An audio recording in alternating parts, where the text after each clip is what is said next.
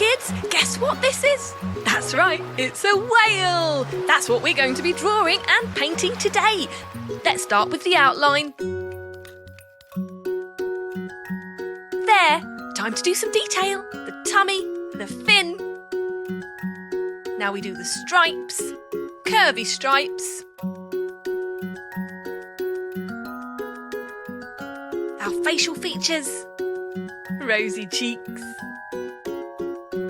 And the water that comes out of the hole. 3 drops. Lovely. Ready to paint. Starting with turquoise blue, we're going to paint the main body of our gorgeous whale. Have you ever seen a whale? How about in the movies? Can you think of any stories which have whales in them? How about Jonah and the whale? You know, where he's eaten by the whale and he survives in the whale's belly for a very long time and then escapes. How about Free Willy, the one who gets to go home to his family in the ocean?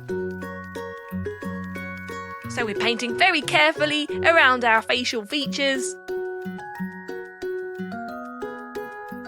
And done!